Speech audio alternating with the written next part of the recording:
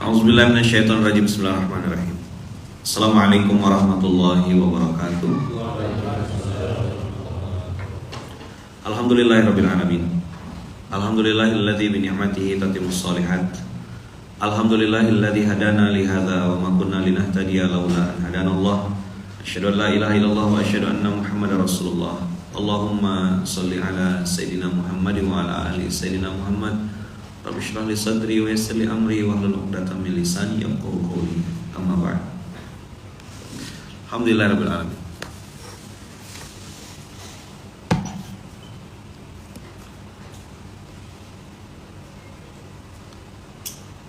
Salah satu cara untuk dapatkan ilmu, abang kakak, kan ada belajar, ada dengan pengalaman, ada juga bahasanya tuh kalau kata ayah tuh ilmu privat sama Allah. Nah, dalam bab belajar di bawahnya lagi turunannya tuh salah satu itu bertanya. Misal, saya ini hidup untuk apa sebenarnya? Itu tuh bisa lumayan melatih hati, badan, serta pikiran kita. Atau saya ini sampai kapan gini-gini terus? Sering-seringlah bertanya abang kakak.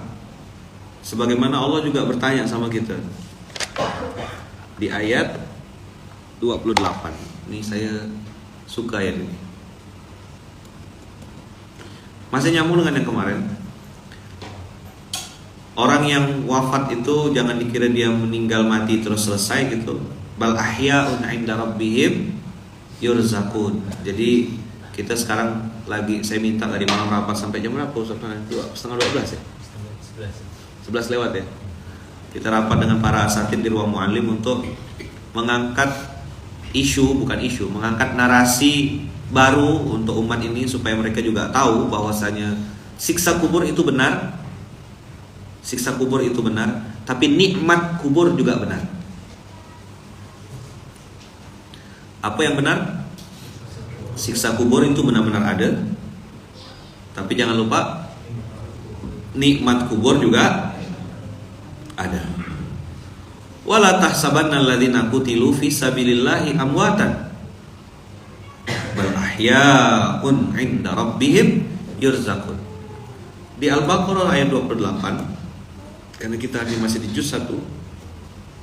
Kaifa takfuruna billahi wa kuntum amwatan fa ahyaakum tsumma yumitukum tsumma yuhyikum. Wah, ini dia. Ini dalilnya nih. Kalau bahasa Jawanya tuh loko iso. Apa kemarin kalau bahasa Jawanya keprimen. Ya kan? Keprimen, bukan lagi kepriben. Apa? Kepriwe. Ini bahasanya apa? Amerika Latin ya. Bahasanya Puerto Rico kan? Puerto Rico, Purwokerto maksudnya. Kaifa takfuruna billahi wa kuntum amwatan fa ahyaakum tsumma yumitukum tsumma yuhyikum tsumma ilaihi turja'un. Lah kok iso gitu. Maka semua yang hari ini abang kakak sedang sedih gitu ya, yakinlah sedihnya itu tidak lama. Tapi juga yang sedang bahagia, bahagianya juga tidak lama. Kita akan dipergilirkan oleh Allah silih berganti. Inilah kalimat yang bisa menetralisir semua kebahagiaan kita atau kesedihan kita. Beberapa waktu terakhir ini saya di DM-an sama beberapa orang yang mau bunuh diri gara-gara utang. Saya tidak tahu semurah itu harga nyawa sehingga orang bisa dengan mudah mau mengakhiri hidupnya dengan dalih hutang. SPBU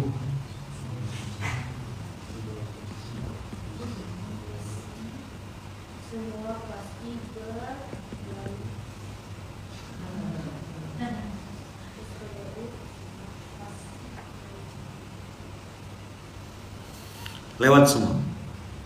Maka yang sedih jangan terlalu sedih, yang lagi di atas jangan terlalu berbahagia, sombong. Semua ditakdirkan Allah berlalu dan ada fase-fasenya. Kaifa takfuruna billah?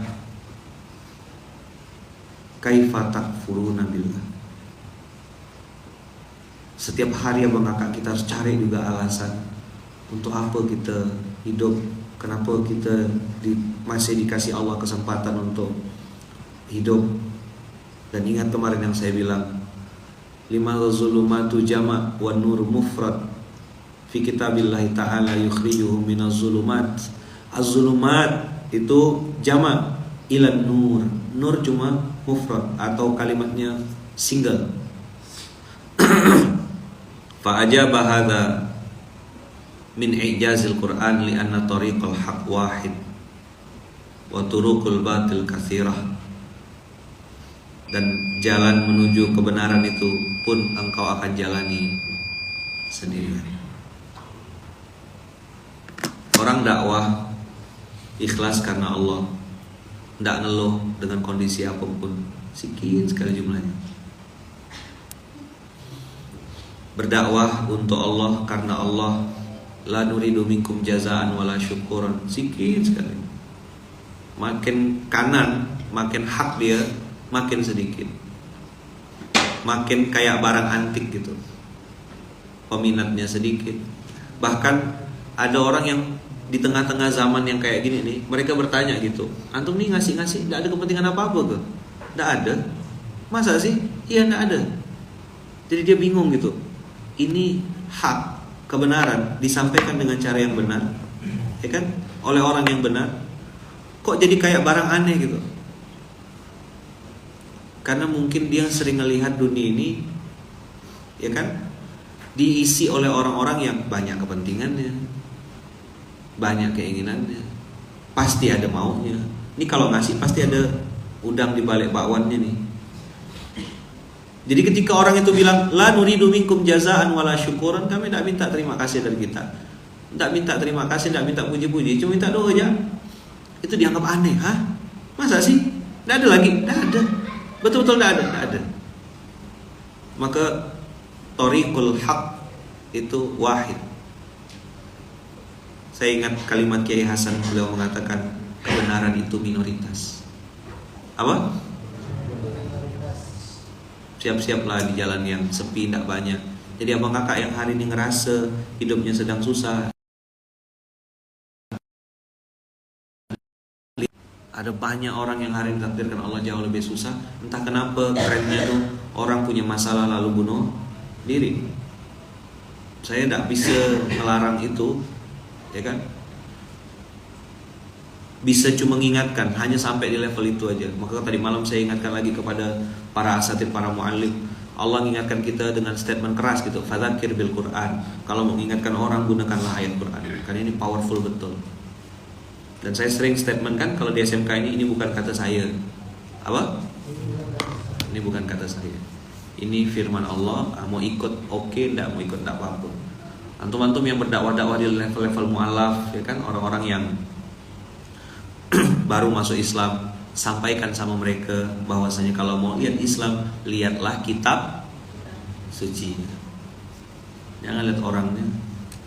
Amat sangat tidak mewakili Islam seseorang itu. Misalnya nih, antum mau lihat Islam, lihat dari saya gitu. Saya belum tentu bisa mewakili seluruh nilai-nilai Islam. Tapi kalau Quran ini bisa ngejawab semua keraguan kita terhadap, atau mungkin keraguan kita tentang kehidupan ini, kunci jawaban. Maka saya kasih analogi ini kunci jawaban. Dulu saya pernah cerita sama antum cerita mangkok, masih ingat gak? Di mana saya simpan mangkok tuh, ya udah lama sekali tuh. Cerita mangkok di mana slide-nya, udah lama sekali. Mangkok kehidupan. Ini pengemis dan mangkoknya yang saya pernah cerita. Kisah pengemis ini yang sering minta-minta sama seorang dokter, lalu dokternya bilang, si pengemis ini sering bilang gitu, alangkah beruntungnya jadi engkau para dokter. Dia bilang duitnya banyak, rezekinya berlimpah, tidak kayak saya nih pengemis. Lalu si dokternya bilang, ya besok dia datang lagi, ngasih lagi kepada pengemis itu yang dibawanya mangkok ini. Terus si pengemis ini ngomong lagi hal yang sama. Alangkah beruntungnya engkau dokter, karena punya mobil, ya alhamdulillah, punya mobil bagus, punya kendaraan baik, dan seterusnya. Nggak kayak saya pengemis. Pas besok dokternya mau ngasih duit, dia lihat pengemis tadi sudah tergeletak terbaring. Belum pernah dengar cerita ini? Belum. Terbaringlah dia. Pas dicek nadinya kayaknya udah meninggal. Akhirnya dibawa ke rumah sakit, dicek, ternyata benar-benar sudah meninggal. Maka semua pakaian yang dipegang oleh dokter tadi, dipakai oleh pengemis tadi, beserta alat-alat aksesoris yang ada di tangannya, itu diserahkan kepada dokter. Waktu dokter ini megang bajunya, megang pakaian-pakaiannya, itu biasa aja. Tapi begitu dia pegang mangkoknya, dia bilang, ini kayaknya bukan mangkok biasa. Akhirnya dibawalah ke arkeolog, orang yang pandai dan mengerti ilmu barang antik. Ya kan, dicek, dikasih cairan. Begitu dikasih cairan, keluar warna aslinya dan bentuk asli dari mangkok ini. Ternyata ini mangkok yang umurnya sudah lebih dari 1000 tahun. Mangkok antik. Dan begitu dijual, harga mangkok ini berkali-kali lipat melampaui kekayaan si dokter. Misal dokter punya duit 2 miliar gitu, ternyata harga ini sampai ratusan miliar. Kata si dokter apa? Seandainya pengemis itu tahu kalau yang dibawanya tiap hari mangkok berharga ratusan miliar, dia bilang, aku yang jadi pengemisnya, dia jadi orang kayanya. Abang kakak, berapa banyak orang Islam hari ini punya Quran? Berapa banyak yang punya Quran? Hah? Simpan di rumah bertumpuk-tumpuk Quran, tak tersalur-salurkan katanya. Ya kan? Punya stok Quran di rumah berapa biji? Ada yang mas kawin sholat, seperangkat alat sholat plus Quran yang tak dibuka-buka, tunai, betul lah. Ini teman-teman biasa tahu tuh kalau saya udah mulai pelan gitu tuh, biasanya mau ngegas di akhir. Tapi hari ini enggak ada, saya enggak ngegas. Ada tamu-tamu nanti sesak napas tamunya. Ya kan, saya tahu nih orang-orang hebat semua yang datang kan, jadi saya pelan-pelan yang ngomong. Ini Quran yang hari ini ditinggalkan, mahjuro kata Rasulullah. Ayatnya harusnya bunyinya untuk hadis. Mangkok itu apa? Mangkok itu Quran. Katanya ada riset yang mengatakan 65% orang muslim tidak bisa baca Quran. Jangankan di level paham, membaca dengan benar aja. Kenapa? Karena Quran tidak dianggap penting.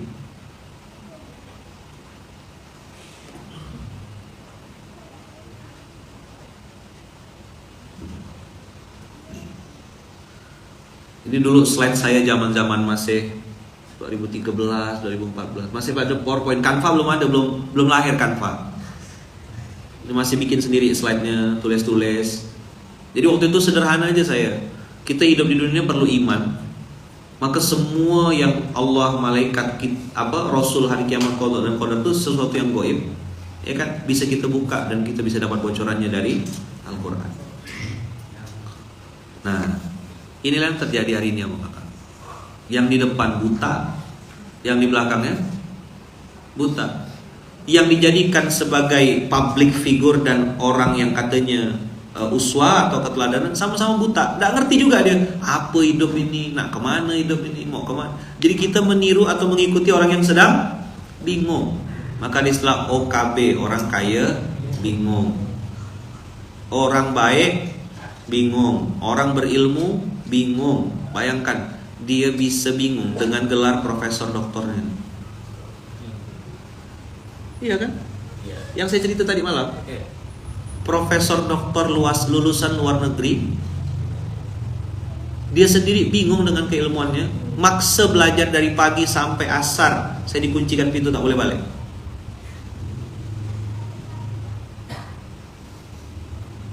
Yang diikuti bingung. Yang sedang mengikuti bingung juga. Terus berantai. Sampai kapan kita mau ikuti pola begini? Maka saya bilang, udahlah, saya mungkin sedikit ngelawan arus. Materi-materi di SMK ini mungkin materi-materi yang tak biasa gitu. Kenapa kita bikin UK, Universitas Kehidupan? Saya berpikir gimana caranya nyampaikan ayat-ayat Quran dengan metode yang mudah dipahami, pakai analogi, pakai perumpamaan, dan itu semua perintah Quran. Didampingi oleh beberapa guru, saya konsultasikan dengan beberapa guru, ini gimana, seperti apa memahaminya. Alhamdulillah ada sedikit ilmu tentang bahasa Arab, di mana Allah menggunakan mustalahat Quran itu. Kenapa ini pakai jamak, kenapa ini fa'il madi, fi'il mudhari. Belum sampai abang kakak umat ini di level memahami Quran. Makanya kalimat pertanyaan yang antum akan sering temui nanti di masyarakat, Ustadz ini ngamalkannya berapa kali? Kita bahas ayatnya, dia tanya, diamalkan berapa kali? Pernah dengar istilah keledai bawa tumpuan kertas? Belum. Mathalul ladzina hummilut taurata tsumma lam yahmiluha kamathalil himari yahmilu asfaro. Keledai itu salah satu binatang yang dikasih permisalan sama Allah dengan perumpamaan yang jelek terus, dari suaranya jelek. Kenapa? Salah satu hobinya keledai itu ngeluh. Makanya ada memesnya tuh, keledai senyum, giginya nampak, di depannya ada wortel gitu. Dia baru mau berjalan. Pernah nengok? Nah, kayak gimana mungkin? Ada manusia-manusia permen gitu ya, dia baru jalan. Nah, ini ada permen nih, sama kayak lumba-lumba, harimau sirkus. Coba tengok tuh. Asal dia bagus, bisa berdiri, kasih makan. Bagus, kasih berdiri. Nah, begitulah manusia-manusia keledai. Dikasih Allah Al-Quran, hanya ditumpuk di atas kepalanya aja, tumpuk di badannya aja. Dia tidak tahu fungsinya untuk apa gitu, untuk jalani kehidupan ini. Ini saya bilang jangan sampai kita jadi kayak orang buta.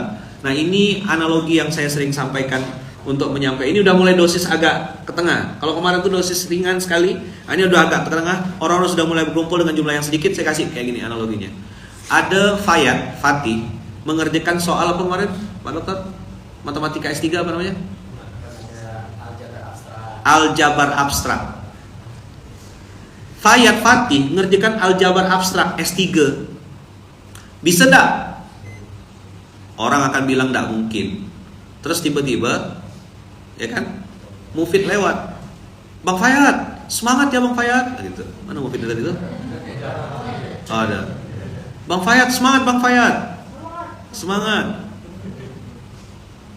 Terus Mufid bilang, kalau ini sih kalau cuma aljabar abstrak Bang Fayat bisa menyelesaikan dalam waktu 20 menit.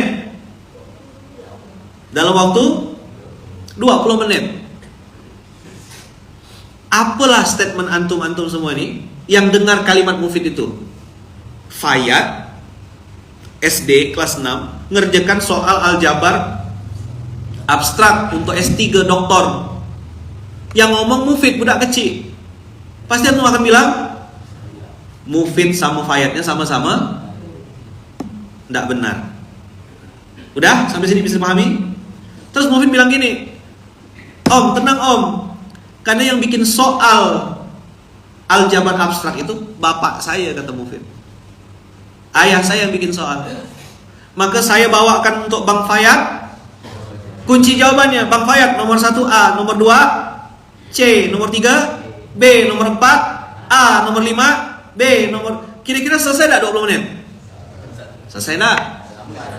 Tak sampailah 20 menit 60 soal betul semua, karena kunci jawabannya dipegang. Sekarang yang jadi pertanyaan, berapa banyak soal ujian di kehidupan kita nih orang tak buka kunci jawabannya?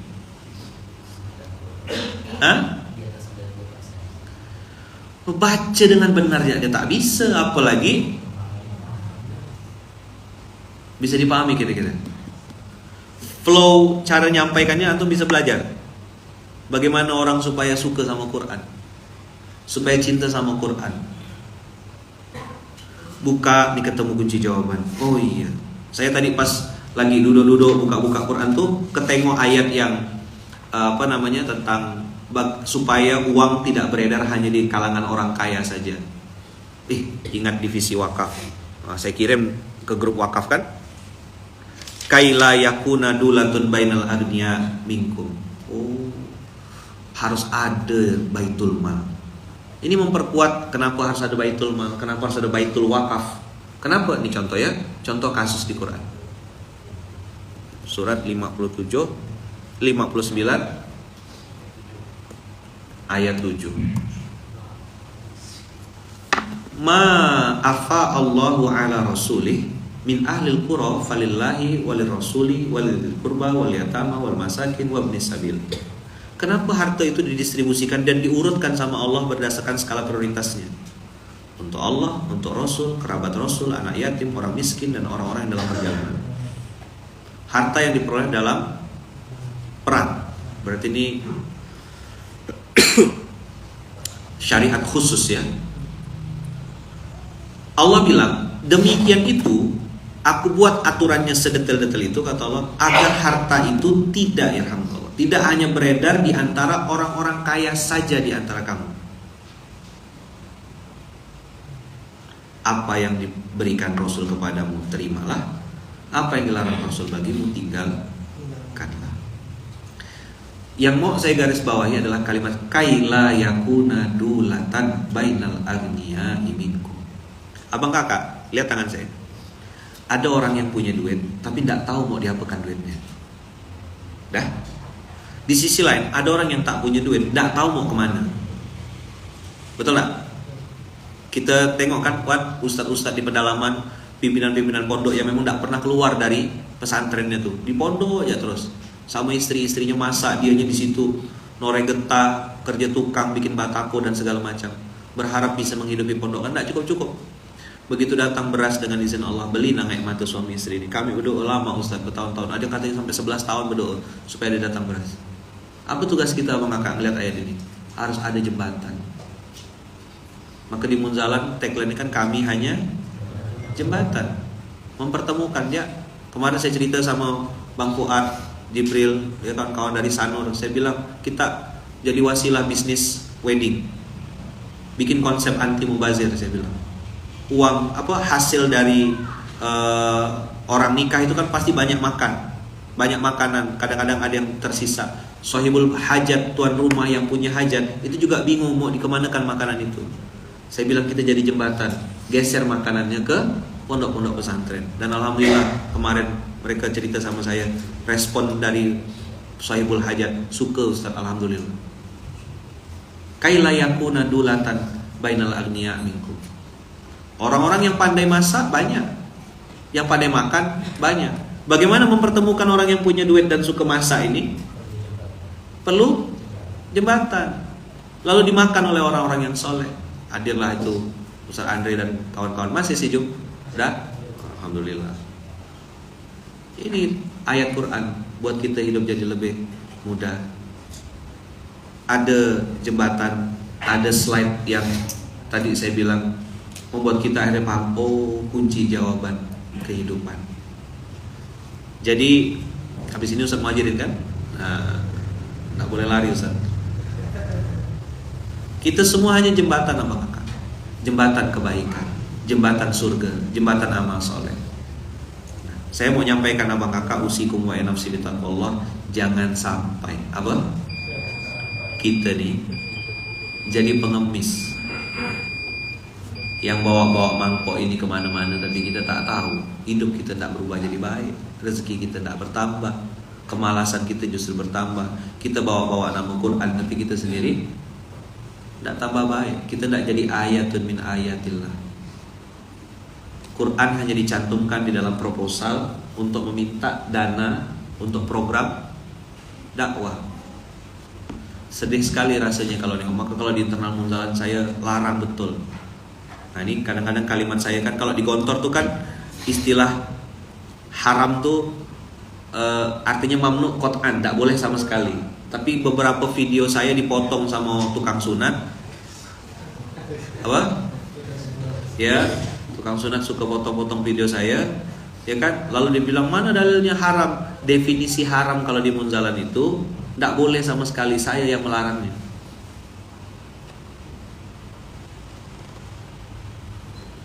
Siap. Jadi saya bilang, saya berusaha sekuat tenaga untuk belajar sama-sama Bang Kakak. Kita jangan minta-minta, ya kan? Atau ngajukan. Terus gimana ya Man untuk program-program kebaikan? Tugas kita hanya cerita, sampaikan, kasih tahu. Orang terima, alhamdulillah. Tidak terima pun, alhamdulillah. Jadi jangan sampai kita jadi pengemis Bang Kakak, yang tiap hari itu mengharap dan ngemis-ngemis kasihan dari manusia. Karena permasalahannya bukan sama orang lain, ada di kita sendiri. Mudah-mudahan kita mau mengedit. Saya dengar kalimatnya Ustaz Nauman Ali Khan tuh, beliau bilang gini, ada banyak orang di zaman para sahabat dan zaman Rasulullah itu yang mengedit dirinya bahkan dengan harta dan nyawanya untuk bisa menyamakan dirinya dengan Quran. Jadi mereka tuh ngedit diri supaya sama dengan apa yang Allah firmankan. Hari ini yang terjadi, apanya yang diedit? Quran yang diedit. Makanya muncullah candaan dan gurauan, boleh tak riba lil maslahah gitu.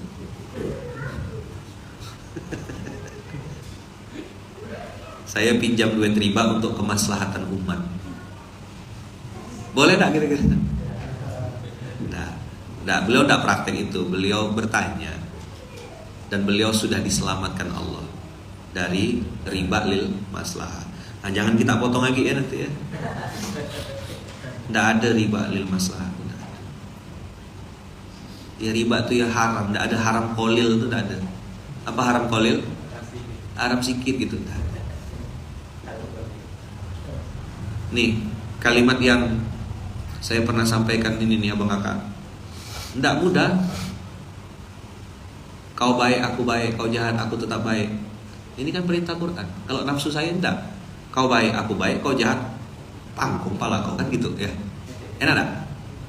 Apa? Kau baik, aku baik. Kau jahat, aku pangkung pala kau, gitu kan. Betul tak? Tapi Fathu Makkah tidak mengajarkan itu. Kesal sekali Nabi Muhammad tuh sama Hindun. Ini kan Hamzah dibunuh dengan cara yang begitu. Jahat sekali Hindun tuh saat itu waktu di perang Uhud. Sedih Rasulullah. Orang yang paling disayang, dicintai kan Sayyidina Hamzah.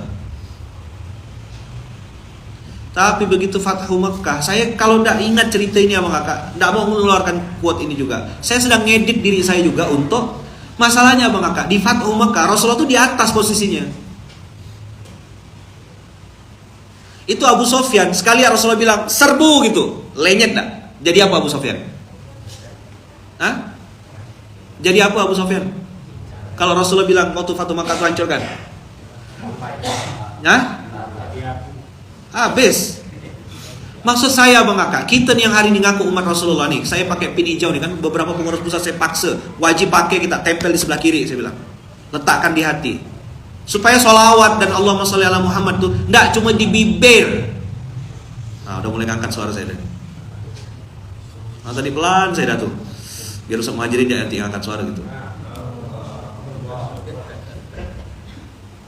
Malu kita gitu loh.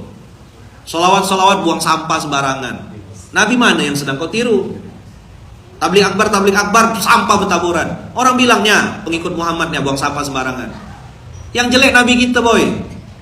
Bos, dengar tak kira-kira nih? Tolonglah kasih tahu. Saya dulu waktu tabligh akbar tuh kan sering kena pesan sponsor. Saya ceramah yang lucu-lucu aja ya. Itu salah satu alasan kenapa saya berhenti dari dunia panggung itu. Mentang-mentang kau bayar tiket pesawat aku, mentang-mentang kau katanya kasih amplop, habis itu kau bisa pesan sponsor. Semenjak itu saya langsung cabut. 2020 tuh saya check out langsung.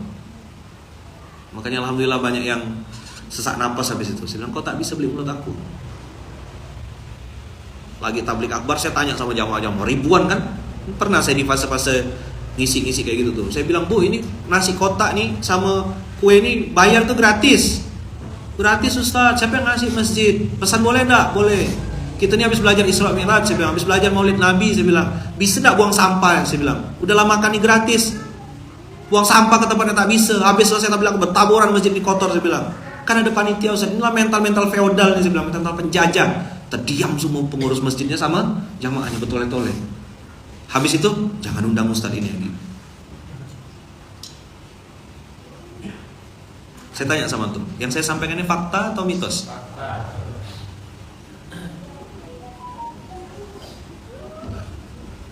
Ini sensitif ya. Kira-kira siap dengar antum? Cerita dia tentang ayat Quran, cerita dia tentang kebesaran Allah, cerita dia tentang itu. Saya sih stand langsung ya statement. Ya. Habis dia ngomong tentang ini, berasap kawan. Saya sih tak percaya kalau kayak gitu tuh. Terus terang aja. Kalau memang itu baik, kau kasihlah ke anak bayi itu ditahnik pakai asap rokok gitu loh. Saya tidak bahas hukum ya. Nanti dipotong lagi nih videonya nih. Saya tidak bahas hukum saya. Fikih biar serahkan sama orang mu'alim. Tapi bagi saya aneh aja.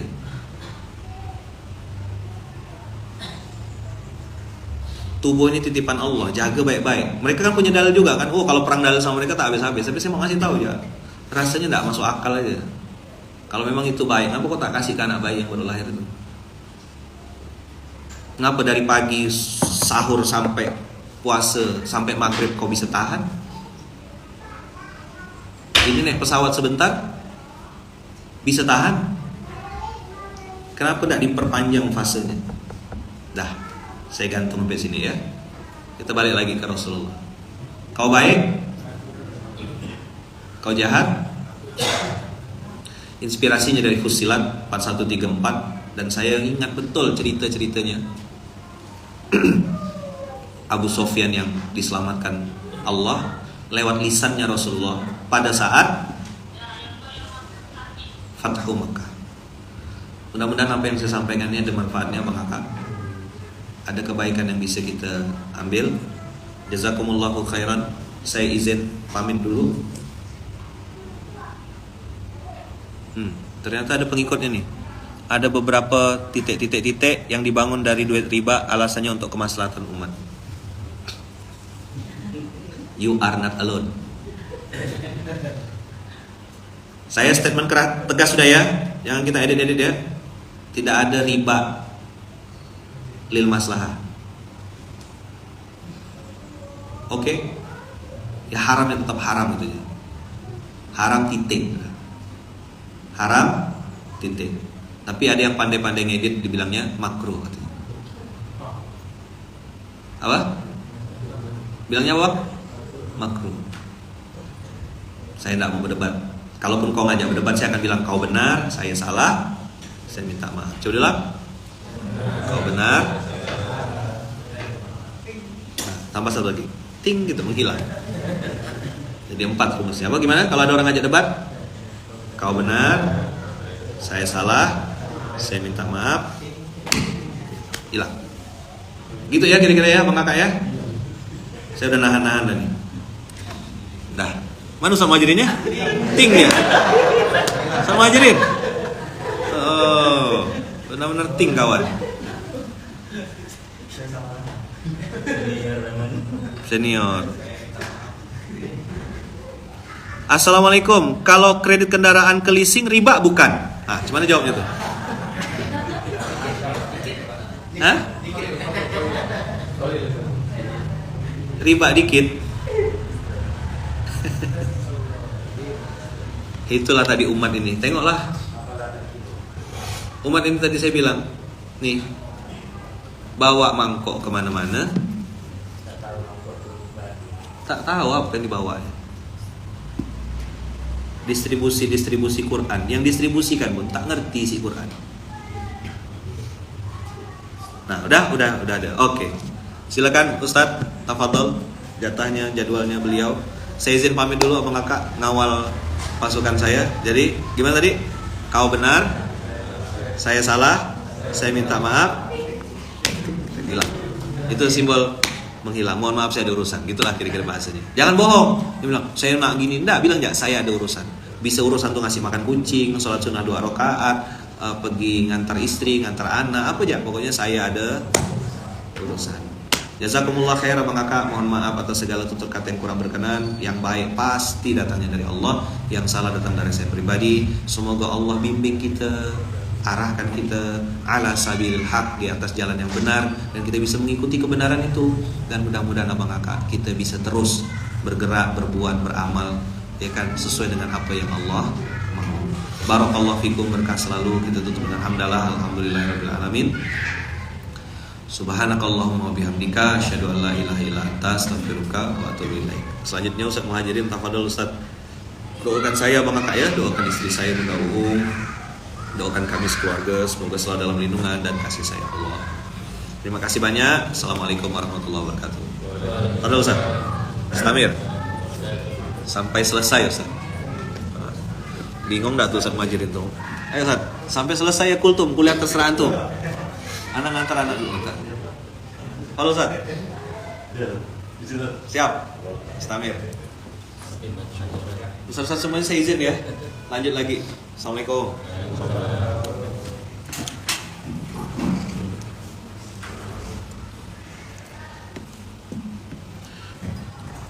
A'udzubillahi minasyaitonirrajim. Bismillahirrahmanirrahim. Assalamualaikum warahmatullahi wabarakatuh.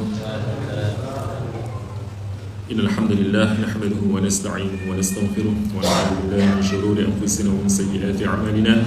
May yahdihillahu fala mudilla lahu wa may yudlil fala hadiya lahu. Asyhadu an la ilaha illallah wahdahu la syarika lahu wa asyhadu anna sayyidina Muhammadan 'abduhu wa rasuluh. Allahumma shalli 'ala sayyidina Muhammad wa 'ala sayyidina Muhammad. Rabbi shrah li sadri wa yassir li amri wahlul 'uqdatam min lisani yafqahu qawli. Baik Abang Kakak yang baik dirahmati Allah. Alhamdulillah pagi hari ini kita dapat berkumpul di tempat yang mulia ini untuk bersama-sama kita hadir mendengarkan nasihat dari gurunda kita bersama Ayahman. Mudah-mudahan kita senantiasa diberikan ilmu yang bermanfaat dan diberikan kekuatan Allah Subhanahu wa taala untuk menjalankannya dan mengamalkannya dalam kehidupan kita sehari-hari. Abang Kakak ya bunda yang baik rahmatullah, mohon bersabar ya. Masya Allah ya, berbicara setelah pembicara utama menyampaikan, ini luar biasa perasaannya. Nanti ibarat kita ini di atas panggung, di situ ada pembicara utama. Nah, pembicara utama ini udah menyampaikan, dah. Ini penjari singkat ngapain gitu kan? Jadi apa yang disampaikan Ayahman tadi tidak saya tambahkan atau bagaimana, tapi mungkin bisa kita ambil kesimpulan gitu ya, lebih cepat gitu kan. Jadi saya kayak moderator saja gitu kan. Jadi kita mengambil kesimpulan apa yang telah disampaikan Ayahman untuk kita jadikan ilmu. Karena saya juga antum udah paham kan, udah mulai menghilang gitu kan. Mungkin yang menjadi titik poin yang tadi disampaikan oleh Ayahman itu mungkin yang saya bisa ambil adalah terkait dengan pentingnya Al-Quran dalam kehidupan kita sehari-hari.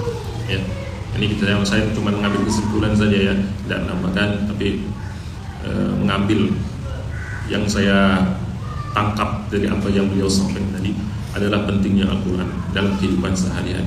Kita ini kadang lucu gitu kan, kita pengen kehidupan kita baik, pengen kita punya masalah selesai gitu kan, tapi kadang kita tuh bertindak lucu dan lugu gitu ya.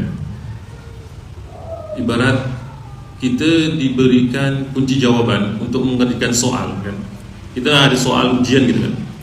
Kemudian dikasih kunci jawabannya, tapi kunci jawabannya itu tidak kita gunakan untuk menjawab pertanyaan ataupun soal tersebut. Lucu enggak kira-kira? Lucu kan dan menggemaskan gitu kan. Nah, itulah kadang kita nih dia seperti itu kan. Jadi kalau lihat fenomena yang terjadi di sekitar kita dan mungkin diri kita juga sendiri seperti itu, ya pengen ketawa sendiri saya gitu kan. Iya ya, apa tuh begini? Karena Al-Quran ini sebagaimana yang mungkin tadi beliau sampaikan, jadi kunci kehidupan untuk menjalani kehidupan ini, untuk sukses, betul kan? Nah, kuncinya di Al-Quran, karena Allah sendiri menyampaikan di awal di surah Al-Baqarah, Alif Lam Mim, Dzalikal kitabu la raib hudan lil muttaqin. La raiba fihi hudan lil muttaqin. Tidak ada keraguan di dalamnya, petunjuk bagi orang-orang yang takwa. Nah, kalau kita lihat di di buku-buku cetakan manusia gitu kan, itu pasti ada selalu ada revisi-revisi itulah. Mungkin pencetakan pertama disampaikan permintaan maaf dan sebagainya. Mungkin apabila dalam penulisan ada kesalahan-kesalahan, mohon diperbaiki, mohon dikoreksi gitu kan. Tetapi berbeda dengan Al-Quran. Dzalikal kitabu la raiba fihi hudan lil muttaqin. Allah langsung menjelaskan, tidak ada keraguan di dalamnya. Masya Allah. Dengan ibarat bahasa manusia udah pede sekali mengatakan la raiba fi, tidak ada keraguannya. Tapi untuk siapa? Hudan lil muttaqin, untuk orang-orang yang bertakwa. Jadi yang bisa menggunakan Al-Quran ini itu hanya orang yang bertakwa. Jadi kalau sampai mungkin kalau kita pakai mafhum mukhalafahnya, pemahaman terbaliknya, jadi orang itu tidak akan bisa, Al-Quran tidak akan menjadi petunjuk bagi orang-orang selain yang tak seperti itulah mungkin. Takwa itu apa ya? Takwa orang yang senantiasa menjalankan perintah Allah dan menjauhi segala larangan, ini akan menjadi petunjuk ya. Mungkin seperti itulah kawan-kawan. Jadi mari kita ajak saudara-saudara kita, kerabat-kerabat kita, anak-anak kita untuk lebih lagi mencintai Al-Quran ya, untuk lebih mencintai Al-Quran sehingga kita betul-betul jatuh cinta dengan Al-Quran ya. Ini yang sebagaimana tadi juga disampaikan oleh Ayaman di bagaimana ibarat gimana itu Nabi nanti di akhirat ya, Nabi itu menyampaikan di surah Al-Furqan itu, wa qala ar-rasul ya Rabb inna qaumi ittakhadhu hadzal qur'ana mahjura. Berkata Rasul, wahai Rabbku, sungguh kaumku telah menjadikan Al-Quran ini mahjura, suatu yang diabaikan ya. Yang saya pahami mahjura ini kayak muhajirin kan, mahjur. Mahjur ya, dilupakan mahjura. Tapi kalau kita lihat mahjura ini beda mahjura hajaro sama taroka. Kalau taroka itu meninggalkan, tapi itu tidak terlalu jauh kan. Tapi kalau mahjur hijrah itu meninggalkan dengan jarak yang jauh sekali. Itu artinya. Jadi diabaikan tuh maksudnya ditinggalkan dengan jarak yang jauh. Beda dengan taroka. Taroka juga bisa meninggalkan, tapi meninggalkan tidak terlalu jauh. Tapi hijrah ini betul-betul udah jauh sekali. Ya. Pas muhajirin mahjur, jadi diabaikan. Nah, jadi jangan sampai kita termasuk orang-orang yang nanti di bawah Nabi ini, orang-orang nih kaum gue nih yang meninggalkan. Nah, jangan sampai seperti itu. Oleh karena itu mari kita bersama-sama lebih meningkatkan kembali usikum wa nafsi taqwallah ya, sama-sama mengingatkan untuk kembali mengajak, mendakwahkan pentingnya Al-Quran dalam kehidupan kita ya. Kita mulai mungkin dari keluarga kita, anak-anak kita, karena siapa lagi yang akan peduli dengan ini semua kalau tidak kita. Nah, mari kita bersama-sama mengingatkan ya. Ini menjadi hal yang penting untuk selalu kita ingatkan ya, selalu kita perhatikan, karena Masya Allah Quran ini adalah hal yang luar biasa, yang ibarat kalau kita lihat kan perkara penting itu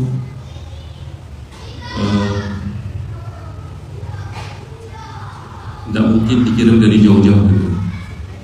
Sebagaimana kita tahu bahwa Al-Quran itu turun dari Allah ya, melalui perantara malaikat Jibril, waktunya, kemudian jaraknya gitu kan. Itu kalau tidak suatu yang penting tidak mungkin seperti itu, karena perjalanan langit dan bumi, malaikat Jibril bolak-balik kan, lumayan tuh jaraknya untuk menyampaikan ke Nabi Muhammad gitu kan. Ini kalau tenaga manusia Allah capek bolak-balik gitu kan. Tapi karena ini malaikat udah desain Allah untuk menyampaikan. Nah, Dan Al-Quran yang kita baca saat ini sama dengan yang dibaca oleh baginda Rasulullah SAW. Jadi ini akan menjadi penghubung, ini menjadi suatu yang mengikat kita kembali dengan Al-Quran. Ya, tidak mungkin, tidak penting itu diturunkan. Dan ini harus menjadi kesadaran kita. Ya, kalau tidak sadar ya, mudah-mudahan Allah sadarkan. Mungkin ini saja ya yang dapat saya sampaikan. Intinya kita sama-sama belajar lagi untuk senantiasa lebih istiqomah. Mudah-mudahan Allah istiqomahkan kita dalam menuntut ilmu, dalam memperbaiki diri. Karena ujiannya orang yang menuntut ilmu ada dua, ya. Kalau dia tidak cinta dengan yang dipelajarinya, maka dia akan menjadi jauh dari apa yang dipelajari. Itu saja, ya. Jadi kalau dia tidak cinta apa yang dipelajari, maka dia kebalikannya, dia jauh dari apa yang dipelajarinya. Gimana man yazdad ilman wala, bukan barang siapa yang bertambah ilmunya tapi tidak bertambah kecintaannya kepada Allah, maka yang dia dapat itu bukan ditambah dekat dengan bertambahnya ilmu, tapi malah jauh daripada Allah. Nah, ini kita bermohon jangan sampai kita udah istiqomah tapi jauh dari apa yang sebenarnya harus kita dapatkan dan apa yang harus kita lebih dekat lagi. Nah, ini jangan sampai tidak terjadi dengan diri kita. Mudah-mudahan kita senantiasa seperti ini, lebih menambah kecintaan kita kepada Allah dan sampai akhir nanti menjemput kita. Mungkin ini saja ya teman-teman, kakak yang mulia yang dapat kami sampaikan. Mohon maaf atas segala kekurangan. Mudah-mudahan kita senantiasa dalam kasih sayang dan lindungan Allah Subhanahu wa taala. Mudah-mudahan kita semua diberikan kekuatan, kemudahan untuk mempelajari, untuk membaca saja, untuk mempelajari, kemudian bisa mempelajari dan lebih dalam lagi untuk menggali daripada isi Al-Quran. Karena Al-Quran ini akan menjadi betul-betul menjadi pelindung bagi kita nanti di akhirat nanti. Bukan hanya dalam akhirat, di dunia juga kita sudah ditunggui sama Al-Quran. Masuk ke dalam kubur kita juga akan ditunggui dengan Al-Quran. Di mana kita saat itu sendiri, tidak ada kawan, tidak ada teman yang bisa membantu. Al-Quran lah yang akan senantiasa menemani kita dalam kesendirian kita di menempuh jalan perjalanan yang jauh sekali. Nah, mudah-mudahan jangan salah pilih kawan ya. Makanya jadikan Al-Quran teman kita dimanapun dan pada keadaan bagaimanapun. Ini saja, kurang lebihnya mohon maaf. Alhamdulillah, billahi taufiq wal hidayah. Assalamualaikum warahmatullahi wabarakatuh.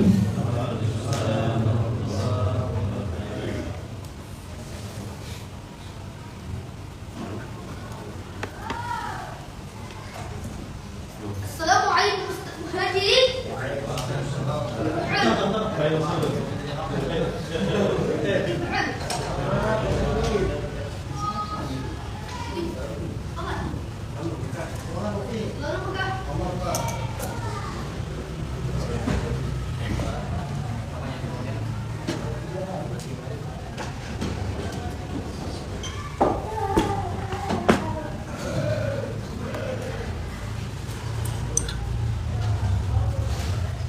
Bismillah dan terima kasih.